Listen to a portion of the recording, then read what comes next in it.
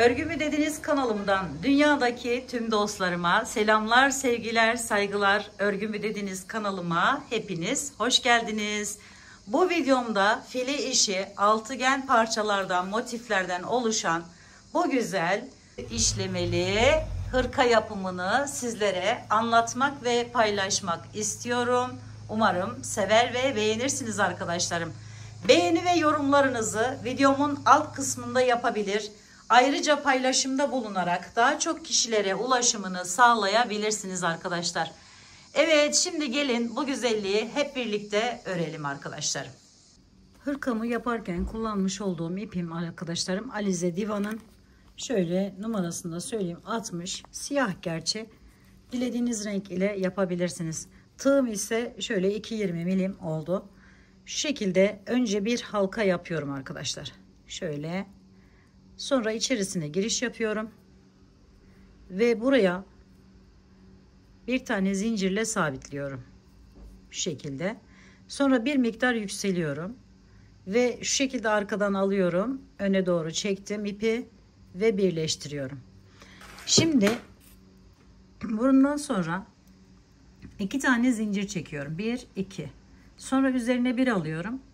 Halkamın içerisine giriş yapıyorum ve ikili trabzan yapıyorum.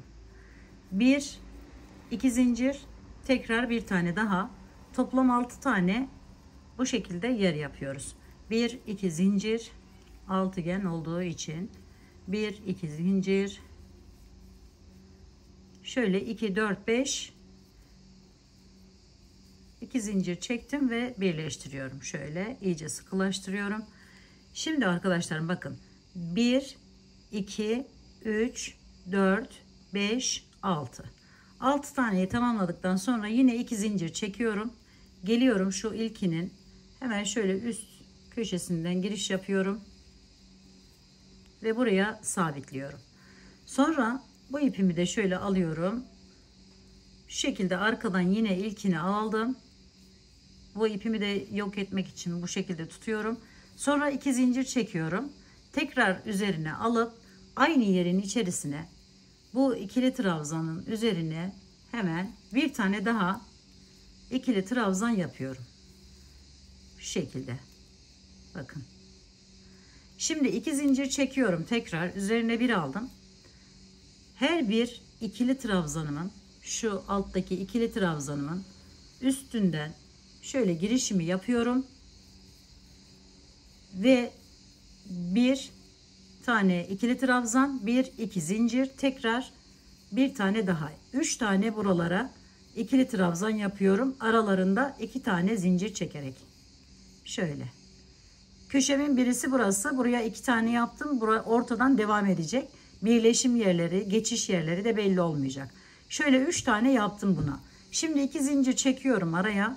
Tekrar diğerine geçiyorum. Bakın diğer ikili trabzanımın hemen şöyle üstünden giriş yapıyorum. Şöyle aldım. Birinciyi yaptım. 2 zincir çekiyorum. İkinciyi yapıyorum. 2 zincir çektim. Üçüncüyü yapıyorum. 2 zincir çektim. Diğerine geçiyorum. 6 tane bu şekilde yerimi yaparak bir diğer sıraya geçiyorum. 2 zincir. Hemen girişimizi yaptık. 1, 2 zincir.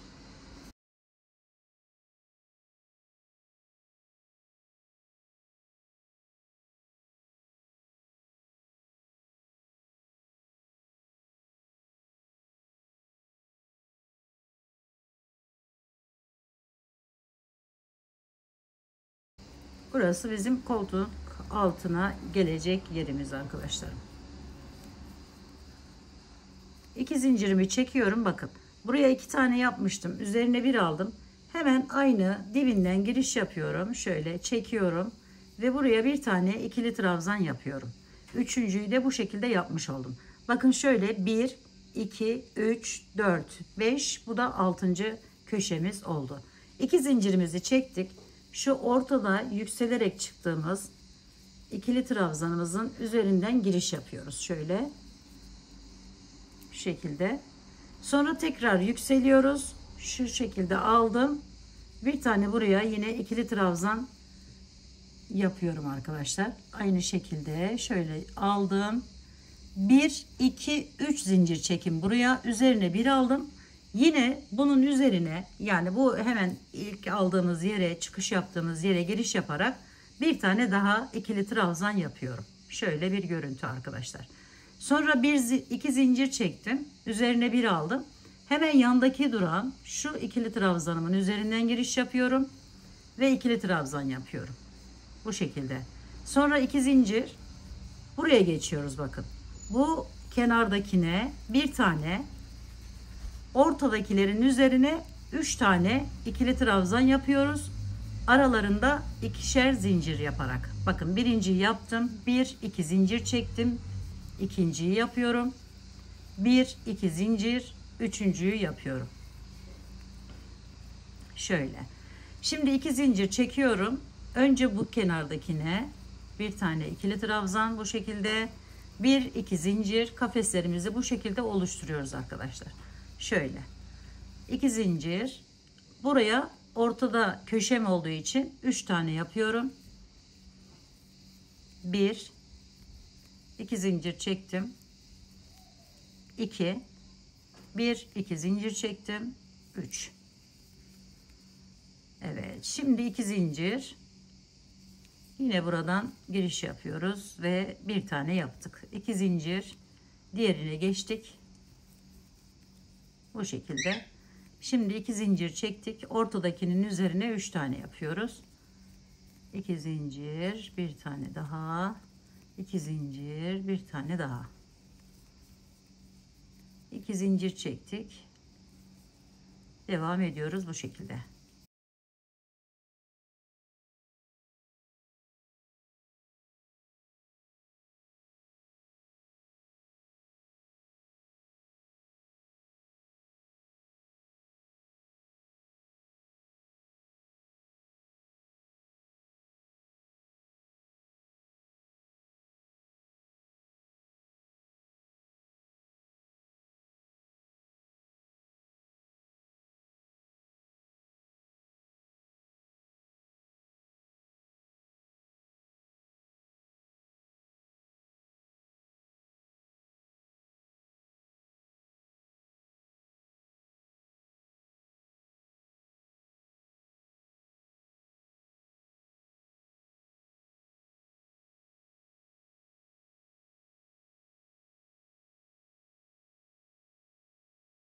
Şimdi yine bu ortadakinin üzerine giriş yapıyorum. Şöyle ikisini yaptığım yere ve buraya bir tane ikili trabzanımı yapıyorum. Biraz daha dipten alalım ve sıkı dursun, güzel dursun arkadaşlar. Şöyle geçiş yeri olduğu için şöyle daha düzgün bir şekilde yaptık. Şimdi buradan giriş yapıyorum. İlk zincirin içerisinden 3 tane zincir çekiyorduk burada. Sadece burada 3 zincir çekiyoruz. Şöyle bir de sık iğne ile bağlarsanız daha güzel duruyor geçişleri. Şu şekilde yükseldim. Birinciyi yapıyorum. 1 2 3 zincir. Sonra hemen bakın şöyle dibinden giriş yapıyorum. Şuraya. İkinciyi de yaptım. Sonra 2 zincir çekiyorum. Yine aynı şekilde bu defa bakın bu ortadaki yerin hemen şu kenarındaki yerden giriş yapıyorum. Sonra 2 zincir çekip diğerine geçtim. 2 zincir, diğerine geçiyorum. 2 zincir çektim, devam ediyorum.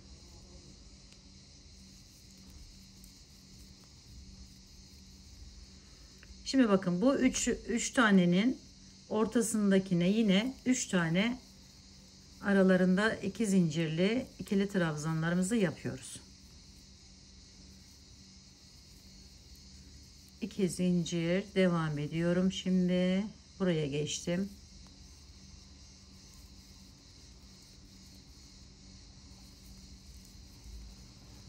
Aradaki kafes sayılarımızın artışından da göreceğiniz gibi modelimiz bu şekilde büyüyor arkadaşlar. Şöyle 2 zincir, ortadakine yine 3 tane yapıyoruz.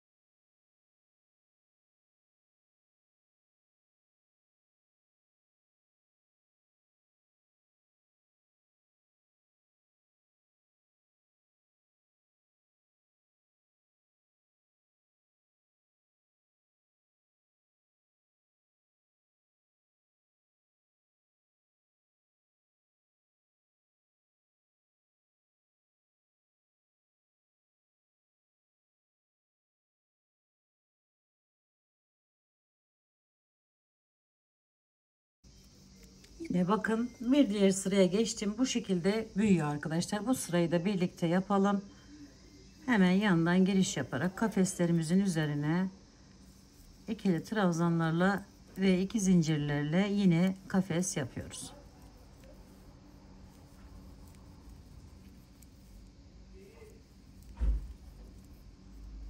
Yeni başlayan arkadaşlarım özellikle görmesi için, bilen arkadaşlarım bu kısımları izlemeden geçebilir arkadaşlar.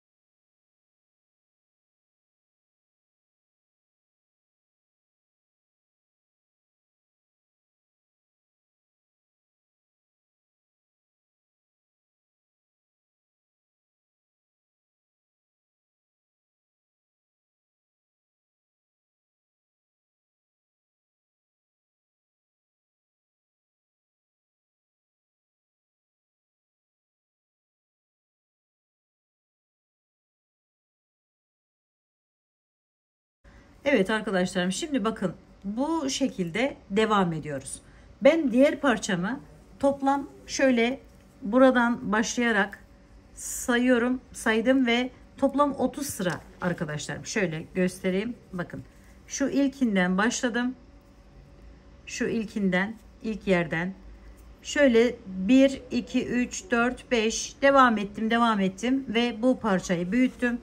İşte bu şekle geldi. Bakın şöyle göstereyim. Ve bunu katladığımız zaman onu da göstereceğim sizlere ayrıyeten. Şöyle bakın, bir tarafını elde etmiş oldum arkadaşlarım. Şimdi 30 sıra da buna devam edeceğim ben.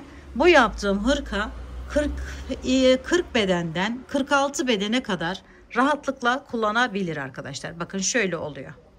Şimdi şu ördüğümüz parçamız, bunu şu iki ucunu arkadaşlarım, şu aradaki yeri birleştirince şöyle bakın böyle oluyor. Ve bu şekilde devam ediyorsunuz arkadaşlar. Kime yapacaksanız büyüklüğünü buradan ayarlamanız gerekiyor. Özellikle koltuk altından bu üst omuz kısmına gelen yer ne kadar istiyorsanız o kadar yapabilirsiniz. Bakın burayı şuradan baz alaraktan devam etmeniz gerekiyor. Evet, şimdi ben bu parçamı da 30 sıra diğerine yaptığım gibi yaparak tamamlayacağım. Daha sonra size şurada yapmış olduğum üst birleştirmeyi göstereceğim ve koluna kadar gelip kolunu nasıl yaptığımızı göstereceğim arkadaşlar. Evet, şimdi bu parçamızı büyütelim hemen. Evet arkadaşlar, bakın bu parçamı da diğeri gibi tamamladım. Şimdi sizlere katlamasını göstereceğim. Nasıl katlamanız gerektiğini.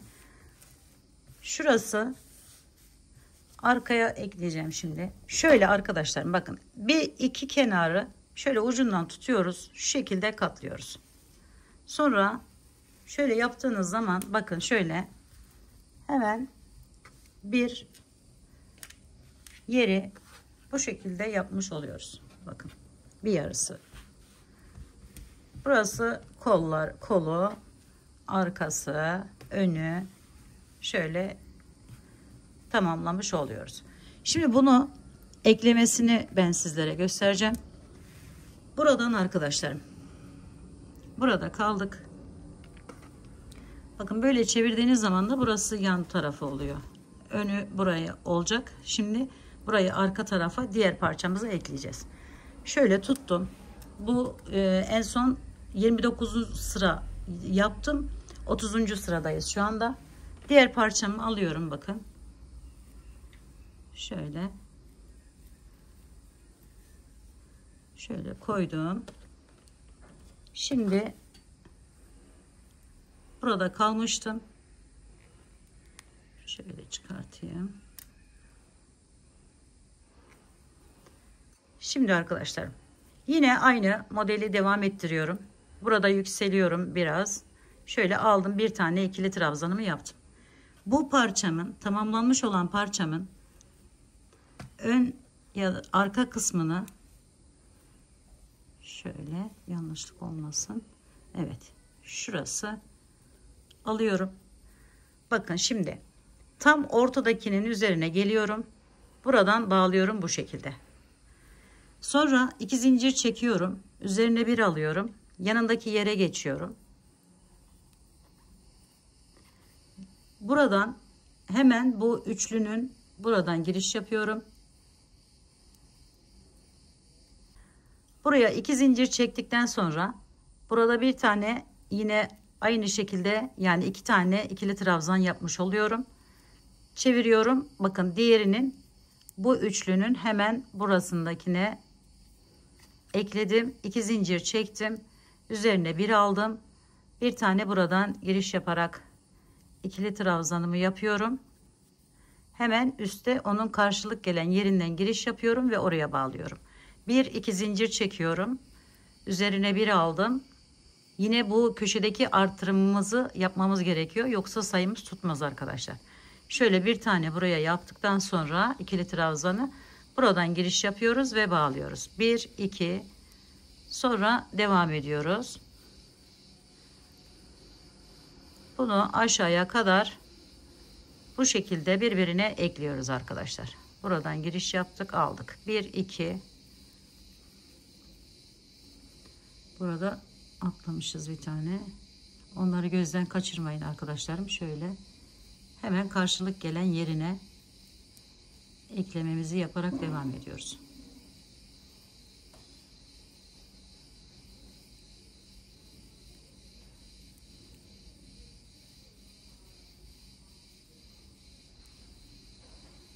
Bu parçalarınızı tamamlayıp iğne yardımıyla dikebilirsiniz ama uğraşmayın derim arkadaşlar. Böyle yaparken hemen ekleme yapabilirsiniz.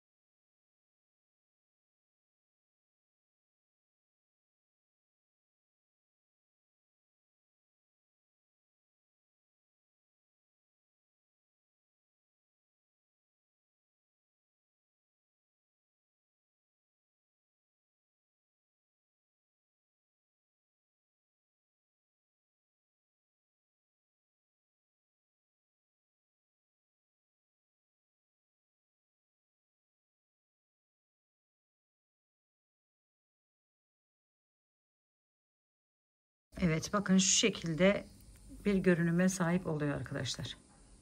Evet, böyle bu kenarı şu arkadan gelen diğer şeyle birleştirelim arkadaşlarım, şu ikisini. Daha sonra aynı şekilde modeli devam ettirerek bu kenarı, bu kenarı ve bu kenarı normal bir şekilde devam edelim, örelim arkadaşlarım. Sonra kol birleşimine geçeceğiz. Şöyle hemen buradan 2 zincirimizi çektik, yaptık. Buraya geçiyoruz. 1 2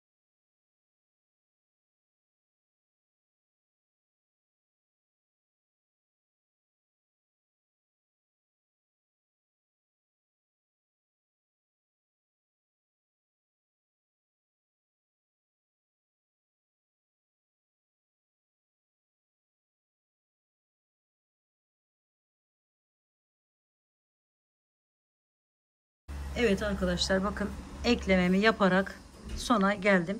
Şimdi bakın bu kenarı, burası yan kısmı oluyor, koltuk altı olacak.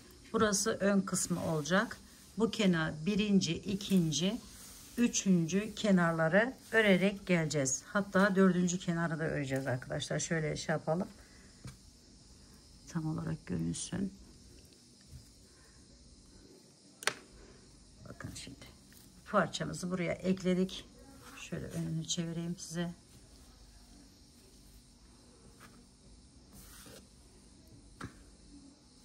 Biraz küçültelim ki daha net görünsün. Şimdi bakın, burayı ekledik, geldik. Şu anda şuradayız. Bu yaptığımız, tamamlayacağımız parçamız arkadaşlarım. Bunu aldım. Şöyle bakın, şöyle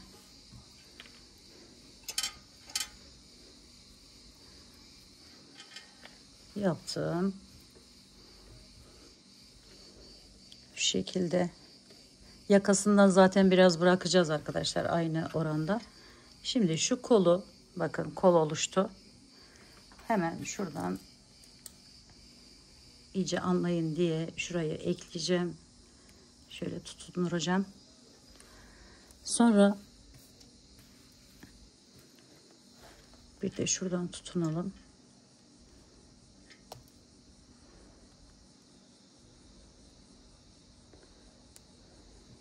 Evet. Sonra yaka kısmına da şöyle bir tane. Burada kaç tane yaptıysak 1 2 3 4 5 6 7 8 9 10 11 12 13 14 15 16 17 tane. 17 ve de burada var 18. 1 2 3 4 5 6 7 8 9 10 11 12 13 14 15 16 17. 17.den şöyle burayı da sayarız daha sonra. Burayı da sayalım. Şunu şu şekilde tutturalım. 1 2 3 4 5 6 7 8 9 10 11 12 13 14 15 16 17. Evet, buranın 17.'si de burası arkadaşlar. Bu yaka kısmımız olacak. Bu tamamen böyle net olarak görmeniz için yaptığım bir şey şu anda. Evet, bu şekilde. Şimdi bakın, buradayız. Bu alt kısmındayız. Şöyle açayım biraz. Şimdi bu kenar ördük. Bu kenarı devam ediyoruz. Bakın yakaya gelecek olan kenarı da devam ediyoruz. Burayı da devam ettik. Bu kenarda devam ettik. En son kenar şurası arkadaşlar, bakın. Şurası en son kenarımız. Buradan gelirken bu yaka kısmını da buraya kadar birleştireceğiz ve artık burayı da yapıp gelip tamamlayacağız. Şimdi bu kenarı şöyle biraz devam edeyim görmeniz için.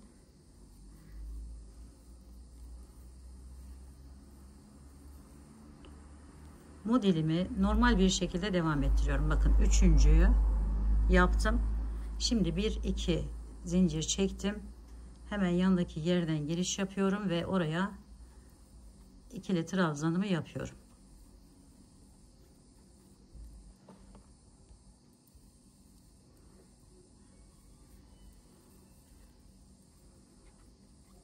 Bir kenar kalana kadar burayı normal bir şekilde örüyoruz arkadaşlar. Bir kenarını ekledik. 5 kaldı.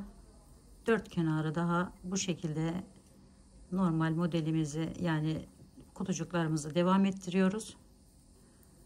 Ve son kenarda artık kolunu da ekleme yapıyoruz arkadaşlar.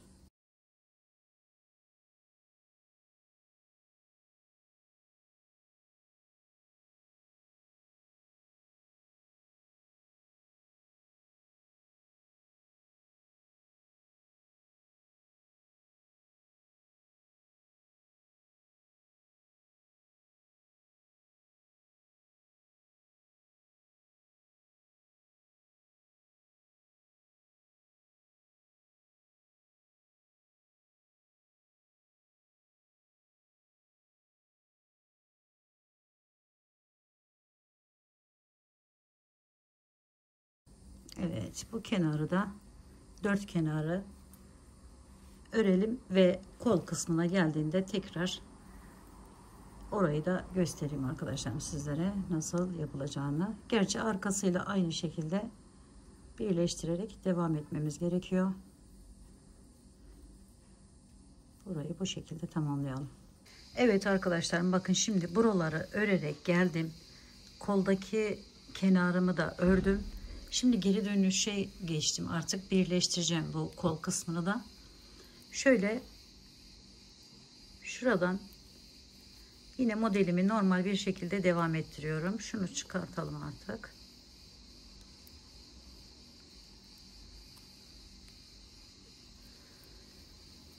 Şimdi burada 1-2 zincirimi çektim.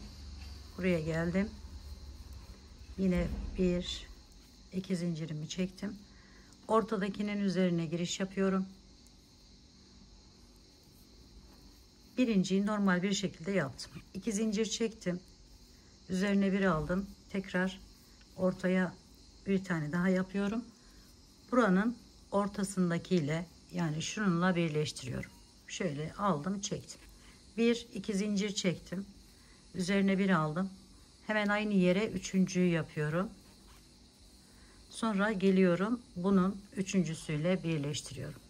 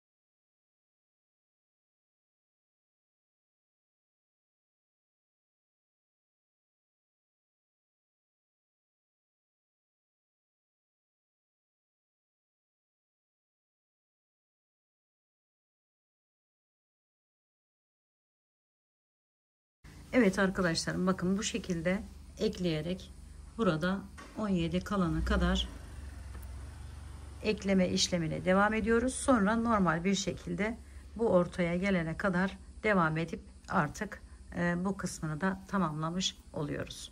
Evet, bakın bu son yere de geldim artık. Bu eklemeyi de yaptıktan sonra normal bir şekilde bu orta birleşim yerine kadar devam ediyoruz arkadaşlar. Ekleme yapmadan yaka kısmımız oluşmuş oluyor böylelikle.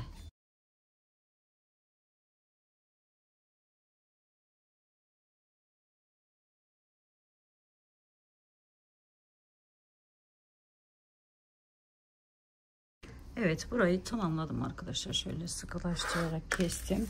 Şimdi şöyle bir bakalım. Bakın.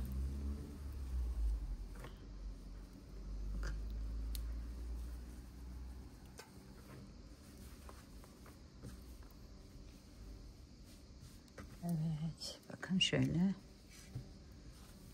hırkamızı, bu kısmını da bu şekilde tamamladık.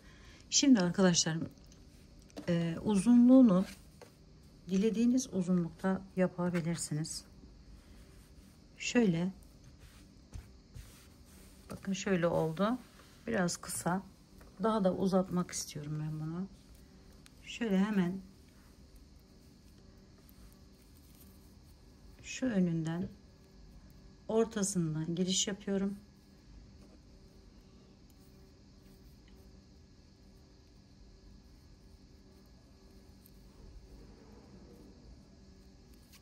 Bir tane zincirle sabitledikten sonra yükseldim.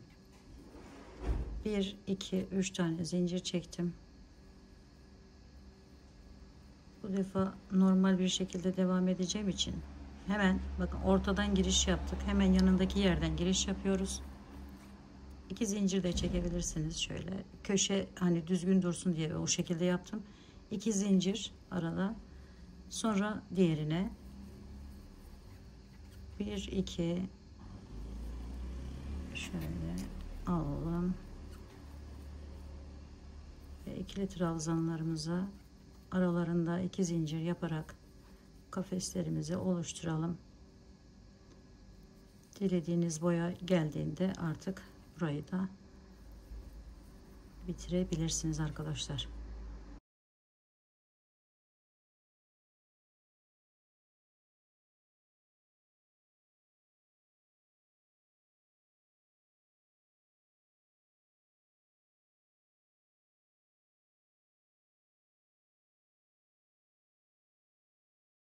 Evet, bu şekilde. Sonra diğer kenara geldiğimizde şuraya geri döneceğiz. Onu da aynı şekilde arkadaşlarım şöyle aynı işlemi devam ettireceğiz. Burayı kenar düşünün. Şöyle aldım. 2 zincirimi çektim ve şu üstlerinden yine sıkı ikili trabzanlarımın üstünden giriş yaparak yine ikili trabzanlar yapıyoruz ve alt kısmına dilediğimiz büyüklüğe gelene kadar bu şekilde devam ediyoruz. Evet arkadaşlarım, şimdi ben şu kadar uzunlukta yaptım. Koltuk altından normal uzunluğunu 60 santim civarında yaparak hırkamı tamamlamış oldum bu kısmını. Şimdi bakın şu koluna uyguladım sizlere göstermek için. Şu deseni yapacağız arkadaşlar. Bunun için de yine Alize'nin şöyle Diva batik bir ipini kullandım. 45-74. Bu ip tercihi tamamen size ait. Dilediğiniz iple yapabilirsiniz bu arada. Şöyle bakın, bir desen çalışması yapacağız. Bunu arkadaşlarım şurası artık aşağıya doğru böyle gidiş geliş yaparak yaptığım yer. Ben şöyle alıyorum. Diğer kolunu da yapıyoruz tabii aynı şekilde. Şimdi ipimizi aldık. Şöyle biraz yavaş anlatmaya çalışacağım, iyice anlaşılsın diye. Şimdi arkadaşlarım bakın, şu karelerimizin şurasından başlıyorum. İlkinden şöyle aldım. Önce bir zincir çekerek buraya bağlıyorum ipimi. Daha sonra birazcık yükseliyorum şöyle. İkinci karemin, bakın ters sık iğne tekniği kullanıyoruz. İkinci karemin ortasından giriş yaptım. Şu şekilde çekiyorum. Şöyle aldım. Sonra yukarıya doğru her bir karemin içerisinden şöyle iyice göstereyim arkadaşlarım, bakın. Şu şekilde alıyorum. Şöyle giriş yapıyorum. Buradan bunu çekiyorum ve bağlıyorum. tersinden şöyle alıyorum. Bunu çok sıkı yapmayın. Böyle toparlamasın arkadaşlar. Şöyle bakın. Şimdi dilediğiniz yüksekliğe gelene kadar bu şekilde devam ediyoruz. Dilerseniz bunu bu artım yapılan yere kadar da devam ettirebilirsiniz. Şöyle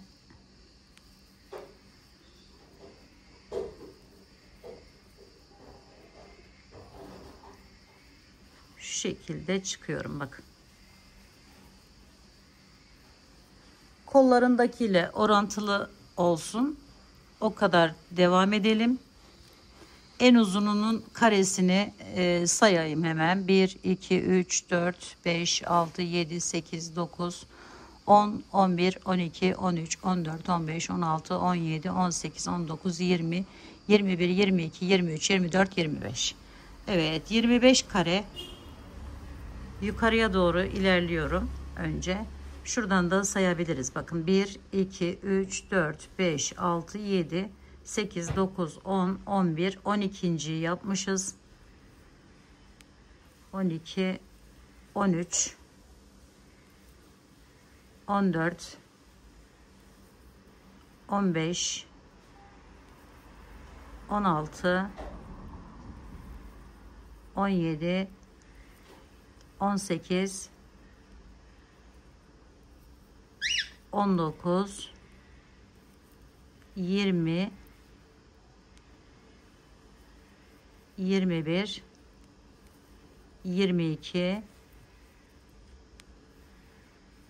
23, 24 ve 25.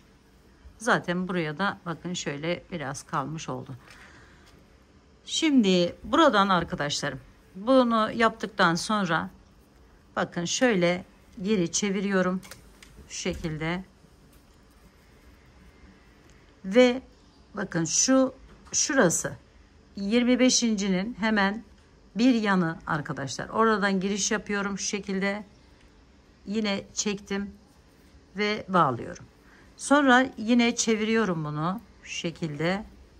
Bakın bu defa karenin şu tarafına geçeceğim.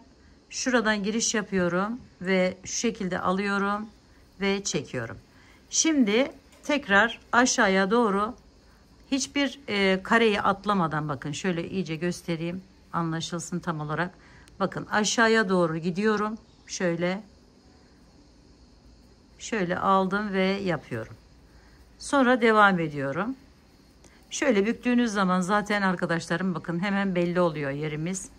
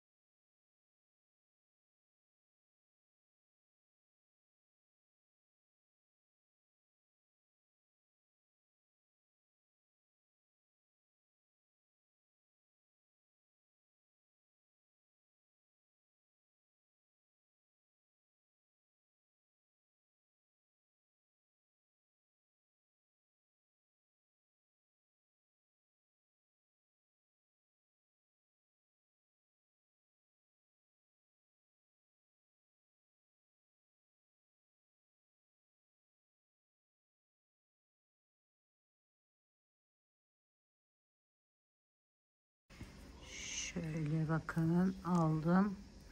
Şimdi bakın en alttaki yere geldim. Yine şu ikili trabzanımın hemen içerisinden giriş yapıp aldım. Sonra bakın şurası şu alttaki değil arkadaşlarım. Şuradan giriş yapıyorum. Şu şekilde aldım. Sonra çeviriyorum. Bunu çevirdim. Bakın hemen bu sıra buraya geçiyorum. Ve yine yukarıdakine kolunda ben 3 tane bırakmıştım arkadaşlar. 3 sıra aşağıdan şöyle aldım. Yine bu işlemi uygulayarak yukarıya doğru çıkıyorum.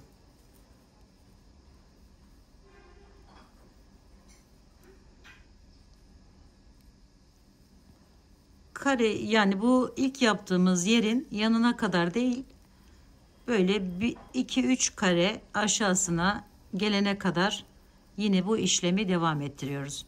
25'ti örneğin, bunu 23'e, 22'ye şöyle sayalım. Bakın 1 2 3 4 5 6 7 8 9 10 11 12 13. de yapıyoruz.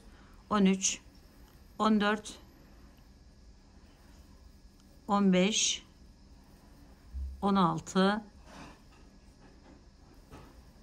17 18 19 20 21 22. Evet, bakın bu 25'ti, bu 22, bir sonraki 19. Bu şekilde devam edecek. Şimdi arkadaşlarım, buraya geldiğimizde hemen bakın şuradan giriş yapıyorum, yine aynı az önce yaptığım gibi ve buraya çakma sık iğnemi yaptım. Sonra geri dönüyorum, ters sık iğne, pardon.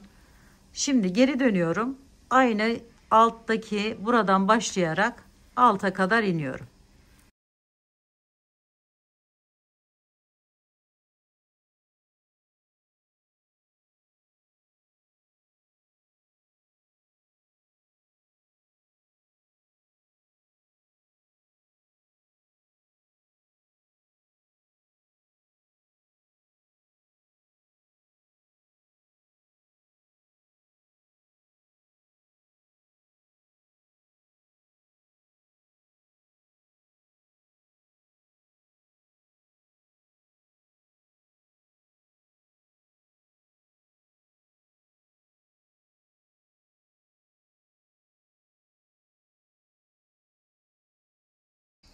Yine en alta geldim. Hemen dönüşümü yapıyorum. Bakın şuradan alıyorum. Ve bu defa 19 tane yapıyorum. İlerliyorum. Şöyle birinciyi hemen yaptım. 1, 2, 3, 4, 5, 6, 7, 8, 9, 10, 11, 12, 13, 14,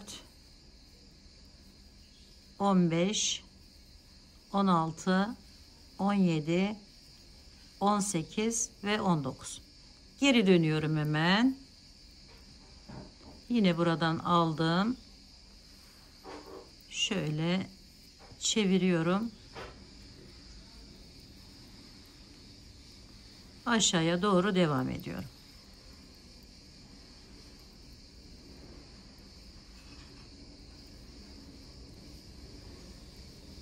Bunların boylarını dilediğiniz kadar uzatabilirsiniz arkadaşlar. Şimdi 19 yaptık. Diğerini 16 yapacağız. Sonra tekrar 25'e çıkartarak böyle bir görüntü elde edeceğiz arkadaşlar. Bakın. Burası anlaşılmıştır diye düşünüyorum. Aynı şekilde diğerini de dediğim gibi 16 tane yapıp geri döneceğiz.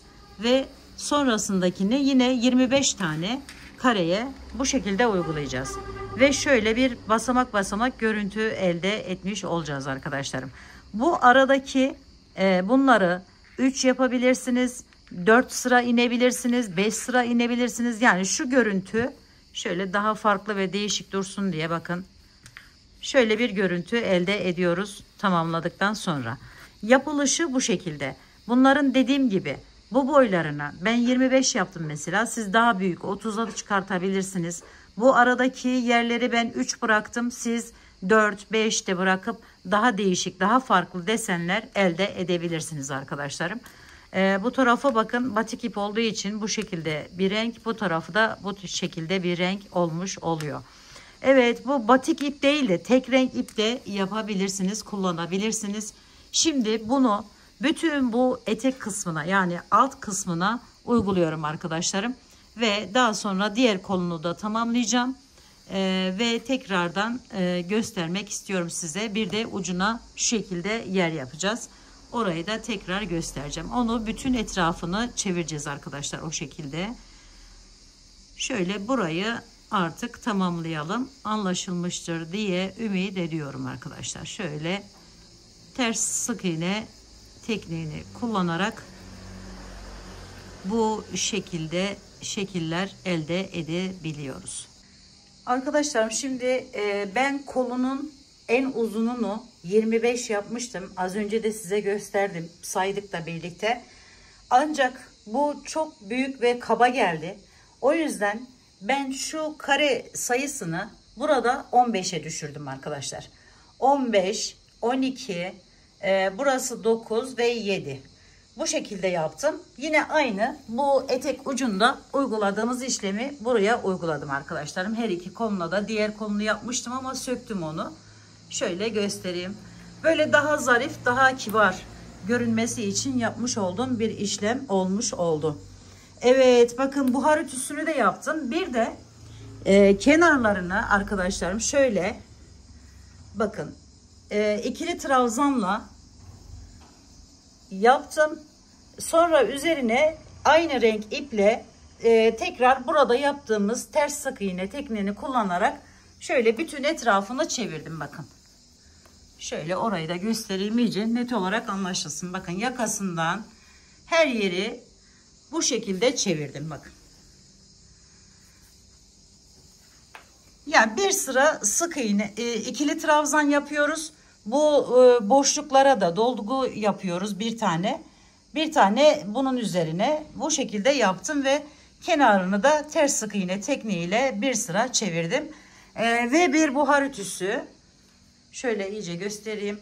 Alize Diva. Alize'nin genelde bütün ipleri arkadaşlarım buhar ütüsünü çok seviyor. Onu da söylemiş olayım. Şöyle önüne bir tane dilerseniz yani isteğe bağlı bir tane de düğme diktim ve bu görünüme sahip oldu arkadaşlarım. Evet, umarım sevmiş ve beğenmişsinizdir. Yapacak olan arkadaşlarıma şimdiden kolaylıklar diliyorum. Örgü mü dediniz kanalıma abone olmayı, beğenmeyi, yorum yapmayı, paylaşımda bulunmayı unutmazsanız çok mutlu olurum. Bir dahaki en farklı, en değişik örgü model, teknik ve tasarımlarında görüşmek üzere. Hoşça kalın, sağlıkla kalın, Allah'a emanet olun arkadaşlar.